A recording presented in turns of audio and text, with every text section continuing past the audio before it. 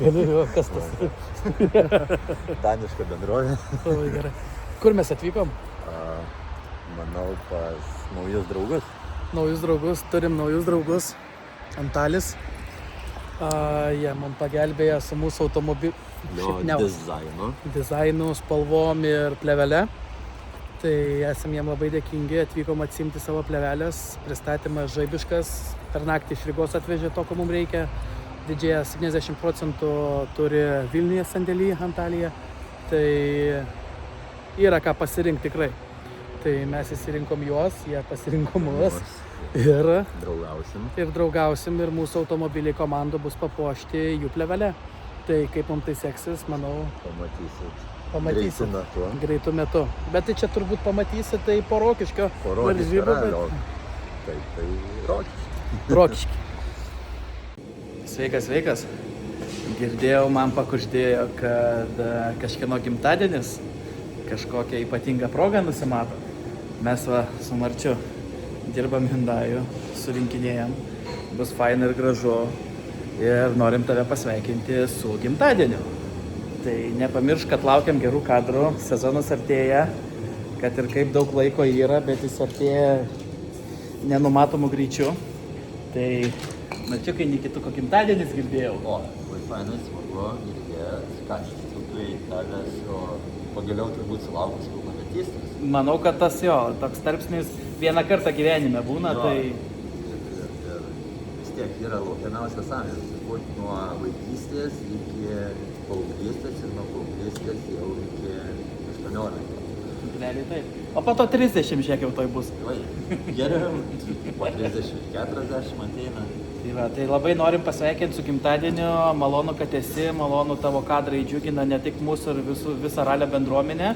Tai turbūt linkim gerų kadrų, saugių kadrų ir pasimatysim trasose. Pasimatysim, gerą gimtadienį. Ką čia Marčiu nusipirkom? Martynas. Atėjau į garažą, pradėjau ardyti Hyundai, iš karto sakau, be vežimuko nieko nebus, nes nešiotis kėdę arba bačką, išdėtis ant jos įrankius ir varžtą kokį, nepatogu. Tai buvo priimtas sprendimas. Užgyvenam daiktą, kurio reikėjo jau ganėtinai senai. Marčiau, praverk, aš biškį ranką matau. Kuris čia raktelis?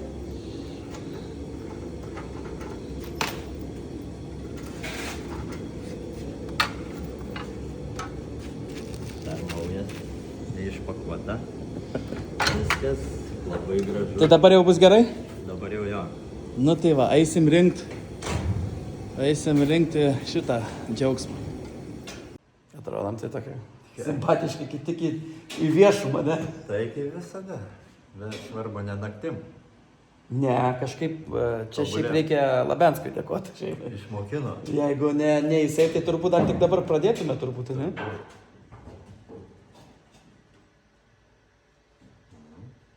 Susėda.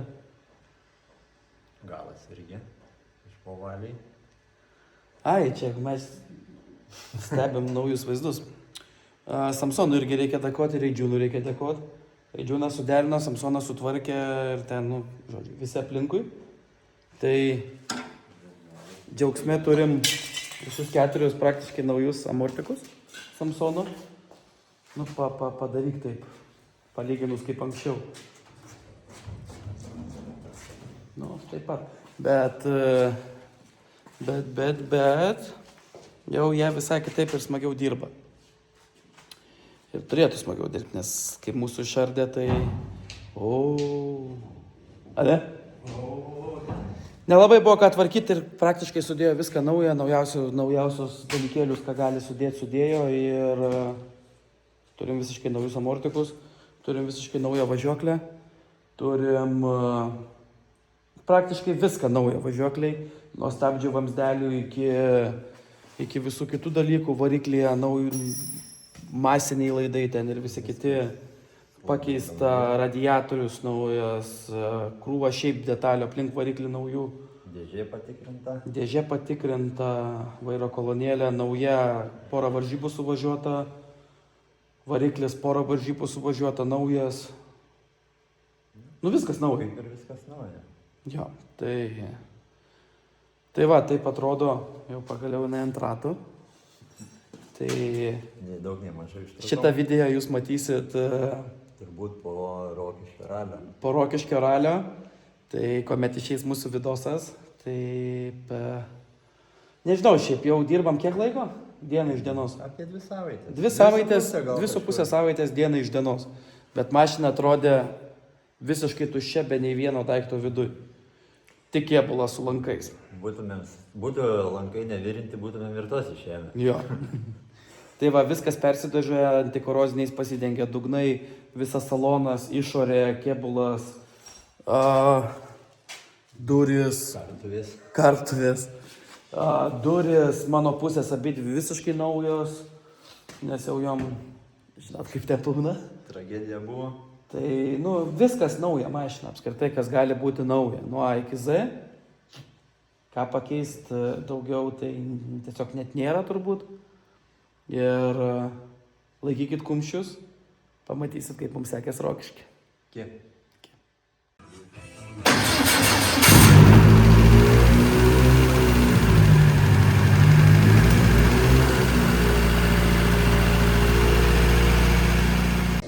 Vyksta procesas.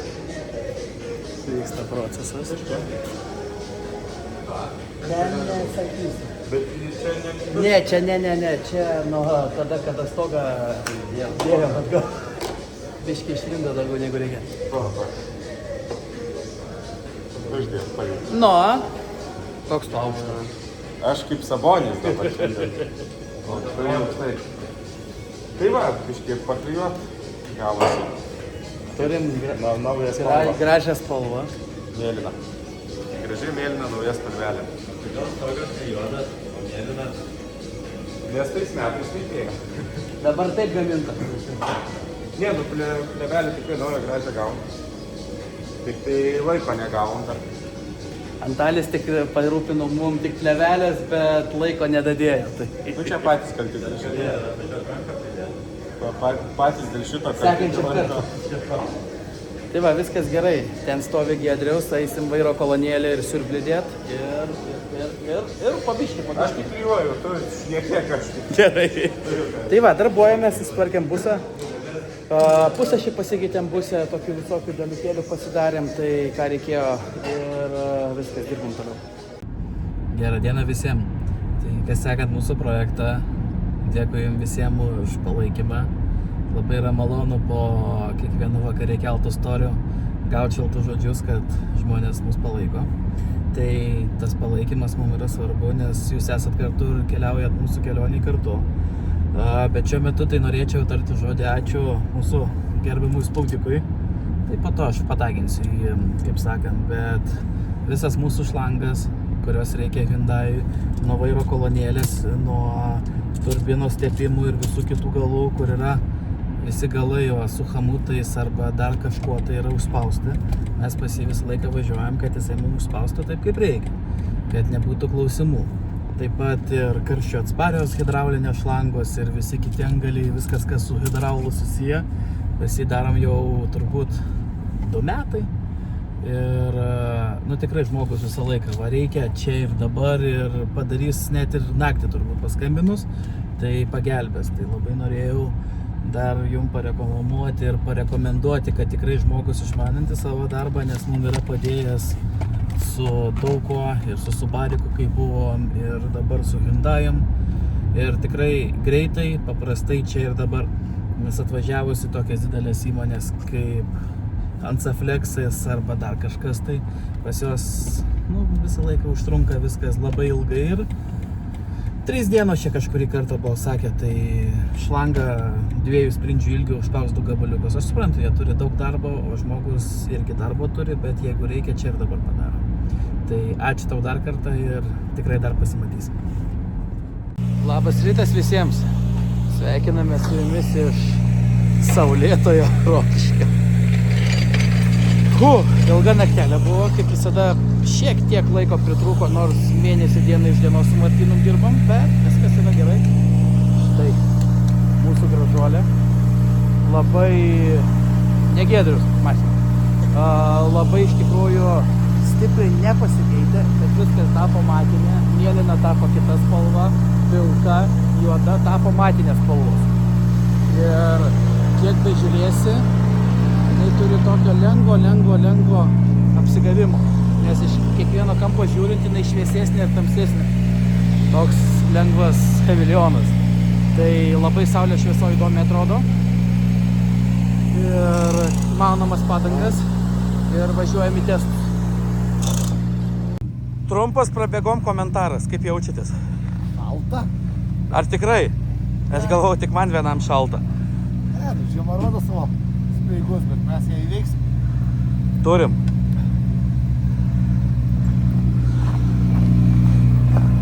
Trumpas komentaras. Vėsoka. Tiek už tiek. Tai va, kaip ir automobiliai paruošti. Su mūsų Hyundai'm, kaip visada, turėjom lengvų problemų dėl užkūrimo prie didelės temperatūros šalčio būtent, ne karščio. Bet viskas gerai. Jau užsikūrė ir šalta, blemba, minus 25 juntama temperatūra. Tai kaip turi būti nešalta? Tai šalta, bet viskas gerai, mes pasiruošę, mašina paruošta, o kaip kas paruošta, pamatysim. Generatorius ir tas nesikūrė, nes jam šalta, tai palaikykite.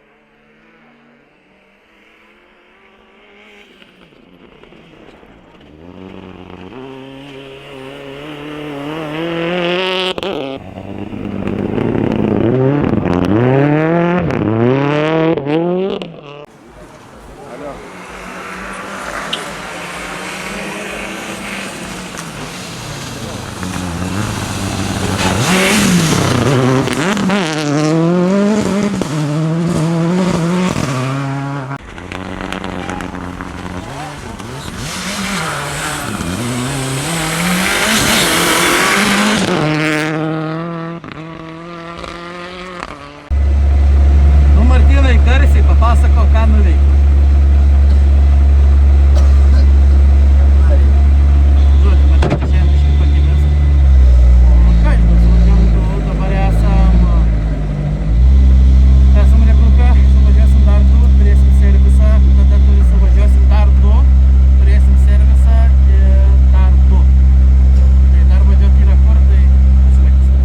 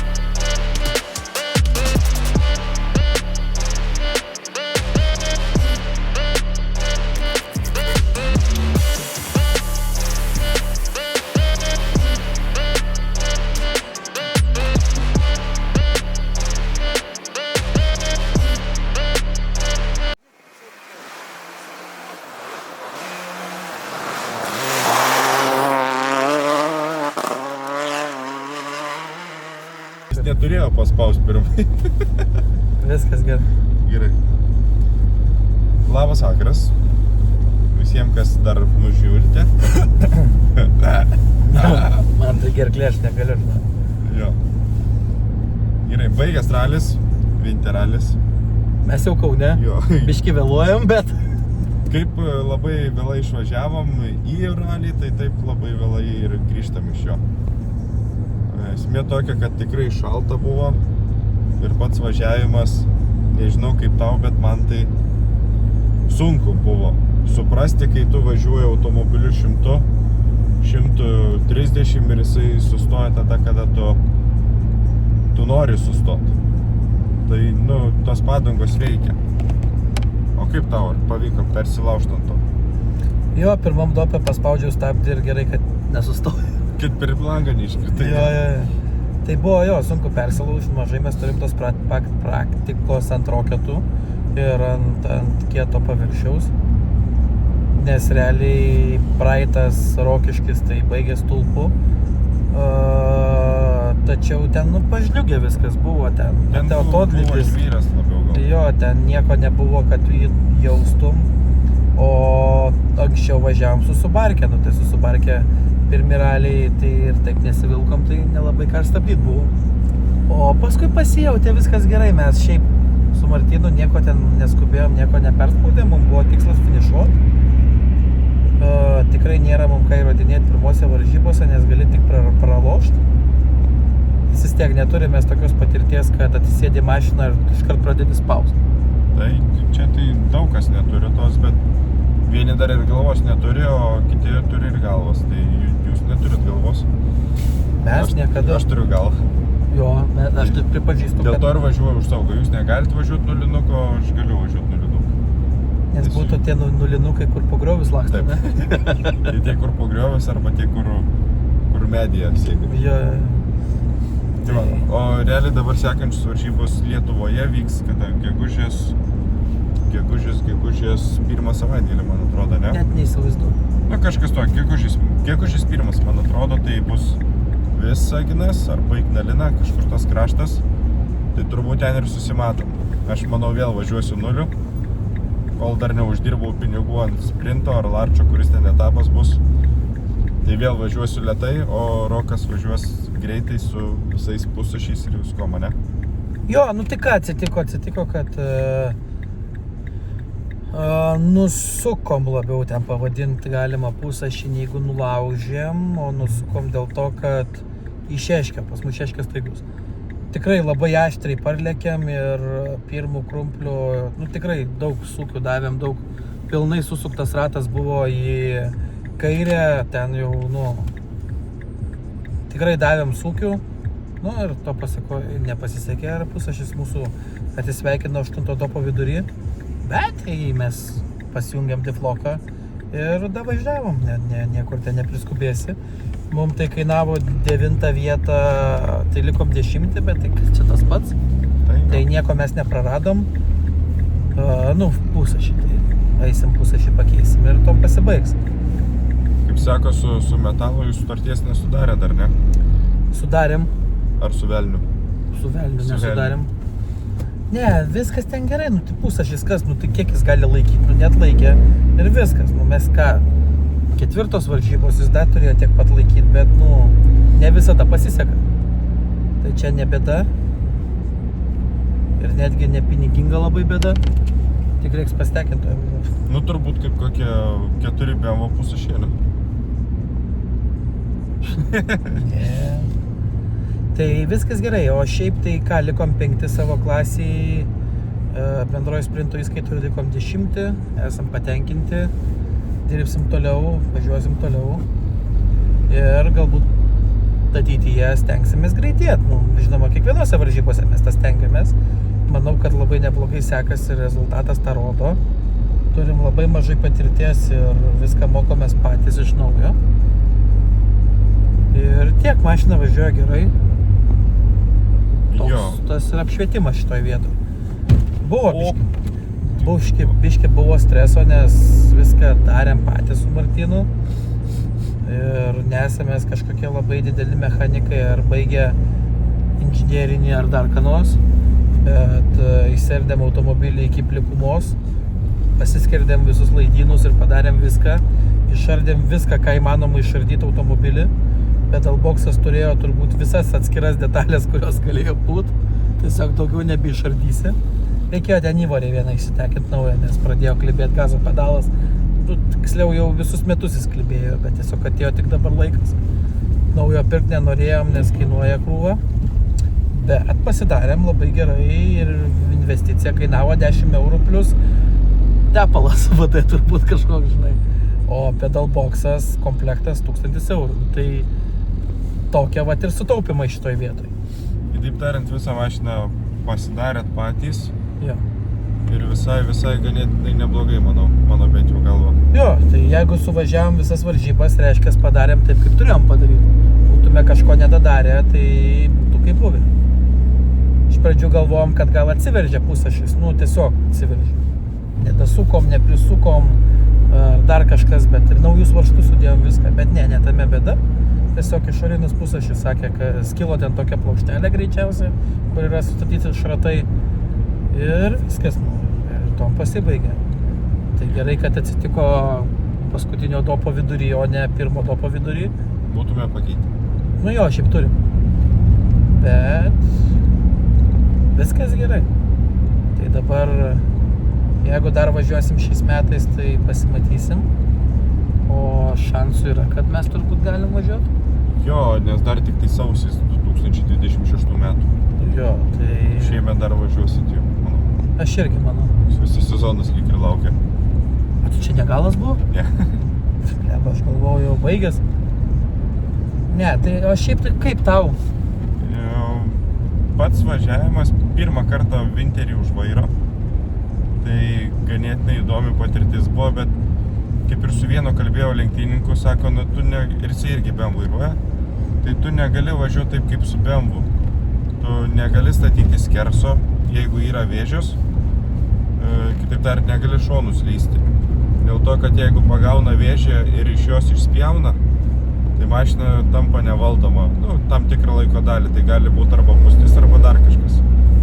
O kadangi aš vis dar važiuoju mini ralio etape, tiksliau čempionate, tai visur kitur aukštesnėse varžybose važiuoju kaip nulinis ekipažas, tai reiškia, aš negaliu rizikuoti, važiuoti tą plona linija vadinama ir važiuoju visur su atsarga, tai visur stabdymai mano anksčiau, visur posūkiai veikimai saugesni, aš netgi trasoje galiu sustoti dėl žiūrovų ir juos paraginti paeiti šoną, nes mano tokia užduotis yra važiuojant nulinio ekipažu. Tai planuosi dabar Visaginas važiuoti vėl nuliniu, kad tai būtų labai gera treniruotė prieš miniralį, kuris vyks Kėdainiuose. Nes kaip pernai metai parodė, Kėdainiuose labai... Būna įdomių dalykų, ne? Iš mūsų komandos, iš 3 automobilių, kurie turėjo važiuoti, vienas net neatvažiavo į varžybas. Čia būsi mes. Kitas po 500 metrų apsivertė, kitas po 1,5 kilometro apsivertė. Į medį atsitrenkė. Tai, reikia praktikos daugiau šitam reikalė.